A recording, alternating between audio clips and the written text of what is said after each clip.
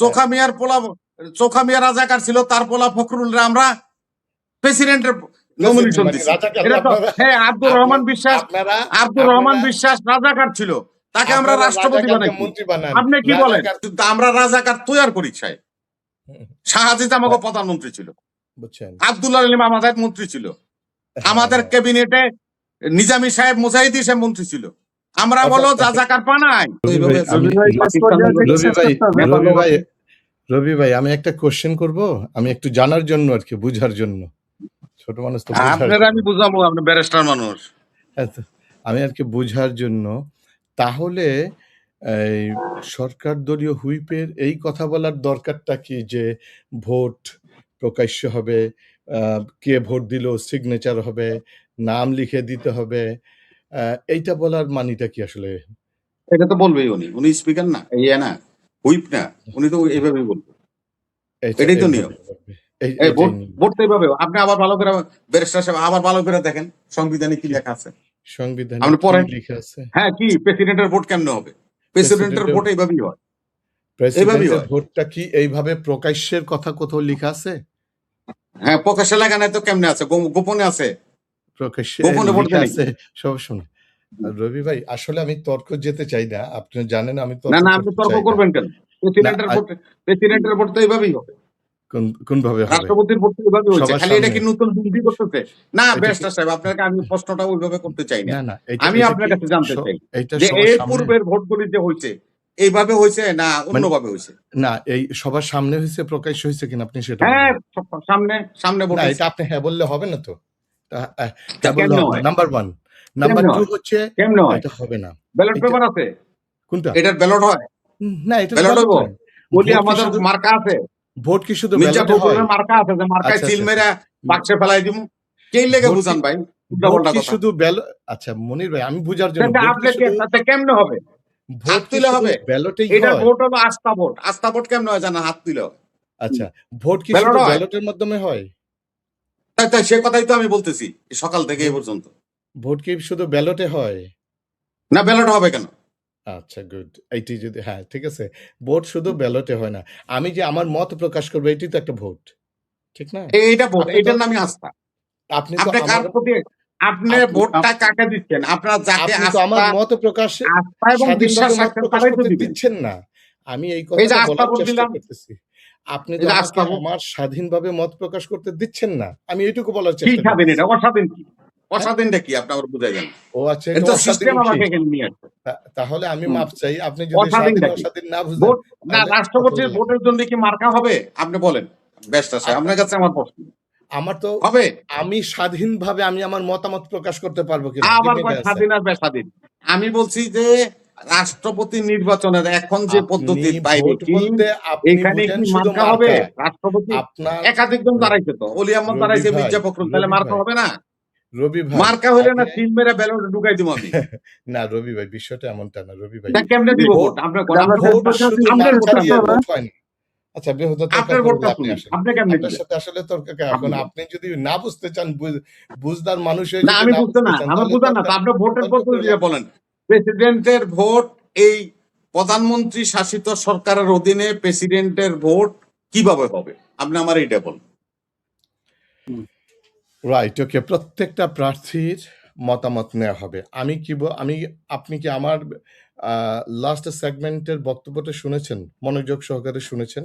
আমি বলেছি 70 অনুচ্ছেদ দিয়ে আমাদের কণ্ঠকে রুদ্ধ করে দেওয়া হয়েছে, যে 70 অনুচ্ছেদের মাধ্যমে কোনো প্রার্থী সে তার স্বাধীন মতাধিকার প্রয়োগ করতে পারবে না, স্বাধীনভাবে ভোটাধিকার দিতে পারবে না, স্বাধীন মতামত দিতে পারবে না।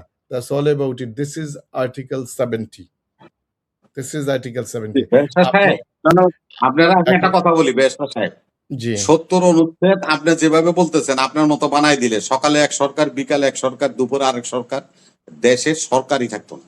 আচ্ছা, আমি একটু তাহলে এটা বুঝেই কিন্তু আইনের রক্ষারা, আচ্ছা এই বুঝেই কিন্তু এই 70 অনুচ্ছেদের এই আমি তো আমার মতো করে বানাচ্ছি না ভাই, এটা তো সংবিধান বলতেছে। আমি একটু পড়ে শোনাবো? হ্যাঁ বলেন, শোনা। আমরা শেষ করতে হবে, রোজ ভাই, ওয়াহিদ ভাই শেষ করতে হবে। আমি একটু পড়ে শুনাই আরকি সংবিধান যেটা বলতেছে 70 Article 70. A person elected as a member of the parliament at an election at which he was nominated as a candidate by a political party shall vacate his seat if he resigns from the party or votes in parliament against the party.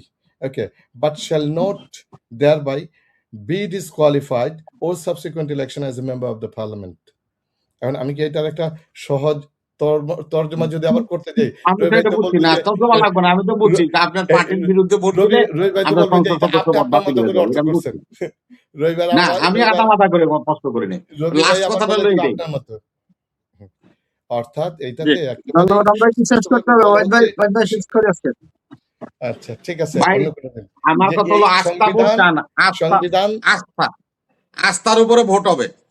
আস্থার উপরে vote কেমনে হইব? আমার মনের ভিতরে কি আপনি যাইতে পারবেন না। আর রাষ্ট্রপতি নির্বাচন হবে, এটা যদি বিধান থাকে যে মার্কা হবে, এখন একাধিক প্রার্থী আছে, মার্কা হবে, মার্কাতে ব্যালট হবে, ব্যালট হইলে নির্বাচন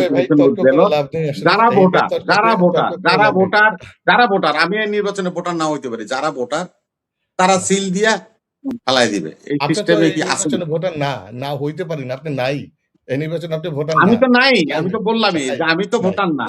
যারা ভোটার, আমি তো কথাটা বলছি, যারা ভোটার তারা তাদের মার্কা থাকবে, মার্কা দেন, ওলি আহমদের দেন, পাল্লা মার্কা, মির্জা ফখরুলের দানের শীষ দেন, ব্যালট বানান, ব্যালট বানায় যার যার ভোট চাইছে দিয়ে যাইব, অসুবিধা কি? বাংলাদেশে কি কখনো মুক্তিযোদ্ধা প্রেসিডেন্ট হয়েছিল কখনো রবি ভাই?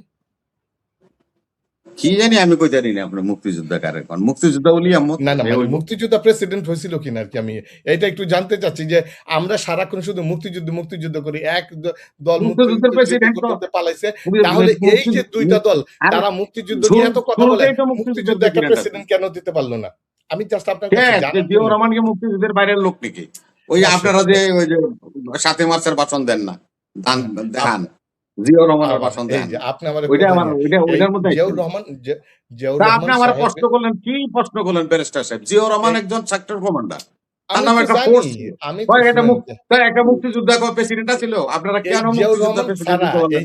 আরে আপনার লোক তো আমি বললামই, আপনি আজকে মুক্তিযুদ্ধ, আমরা রাজাকার তৈরি করি সাহেব। শাহজিদ আমাকে প্রধানমন্ত্রী ছিল, আব্দুল্লাহ আলী মাহমুদ মন্ত্রী ছিল, আমাদের ক্যাবিনেটে নিজামী সাহেব মুজাহিদি সাহেব মন্ত্রী ছিল। আমরা বলো রাজাকার পানাই, চোখা মিয়া রাজাকার ছিল, তার পোলা ফখরুল আমরা প্রেসিডেন্টের নমিনেশন দিছি। আব্দুর রহমান বিশ্বাস রাজাকার ছিল, তাকে আমরা রাষ্ট্রপতি বানাইছি। আপনি কি বলেন? আপনি মিয়া মুক্তিযুদ্ধ করেন নাই, আপনি হলেন রাজাকার, আপনি হলো দর্শনকারী, আপনি হলো খুন খারাপির মানুষ। বাংলাদেশের স্বাধীনতা বিশ্বাস করেন না, 71-কে বিশ্বাস করেন না, ওলি আহমদ বিবৃতি করে নিয়েছেন, আপনি প্রার্থী বানান, আপনি পরিশুদ্ধ হন। এগুলি বাঙালি বুঝে। ওয়াহিদ ভাই পরিশুদ্ধ জামাতে ইসলাম মুক্তিযুদ্ধের দল হবে না। আরে ভাই, মুক্তিযুদ্ধের দল জামাতে ইসলাম হবে না, পরিশুদ্ধ জামাত হবে। এরকম ওই যে মেজর আক্তারের নিচে, অলি আহমদের নিচে, ওই যে কয়দিন আগে সেমরি ধরা পড়ছে, হেবটা মুক্তিযোদ্ধা ছিল, এমপি, এগুলি নিচে নিয়ে কি করবো? তো আরো বহু ধরা পড়তেছে, ওই যে সাইফুর রহমানের ছেলেও তো ধরা পড়লো, ফরহাদ সাহেব তো সিলেট থেকে ধরা পড়লো, আরো বহু আছে। তো এখন চারদিক থেকে ধরা পড়া শুরু হতেছে, এখন একটু বন্ধ হয়েছে। যখন ওই কি বলে গাজী নজরুল ইসলামকে এরপরে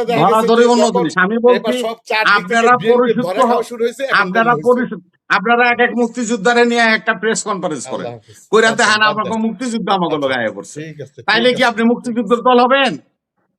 আমরা রাজাকারের দলই থাকবেন, স্বাধীনতা বিরোধী দল মুক্তিযুদ্ধের দল ছিল না। এই সমস্ত অলংকার দিয়া বহু সাধারণ। রবি ভাই একটা গুরুত্বপূর্ণ কথা বলছে, রবি ভাই একটা গুরুত্বপূর্ণ কথা বলছে যে জামাত যদি বাংলাদেশের সব মুক্তিযোদ্ধাদের নিয়ে আসে তার দলে, তবুও জামাত রাজাকারের দল। খুবই একেবারে একটা পারফেক্ট একটা ডায়লগ রবি ভাই, এটা বাস্তবতা, এটাই সত্য, ঠিকই বলেছেন। আর অন্য দল, বিশেষ করে আওয়ামী লীগ বা বিএনপিও বলতে পারেন, তারা যদি তাদের দলে একজন যদি মুক্তিযোদ্ধা নাও থাকে, তবুও তারা মুক্তিযুদ্ধের সপক্ষে। মেশিন দিয়ে ঢুকে দিলে মুক্তিযোদ্ধা, মেশিন দিয়ে ঢুকে দিব, থ্যাংক ইউ মুক্তিযোদ্ধা মনির বের ভাই, হয়ে যাবে। ধন্যবাদ, সুন্দর হয়েছে। আরে ওই যোগ চলে গেছে, ওই যোগ চলে গেছে, জি, আসসালামু আলাইকুম। ওই যোগ চলে গেছে, ওই যোগ চলে গেছে, এখন ইন্ডিয়াতে বসে দিচ্ছে।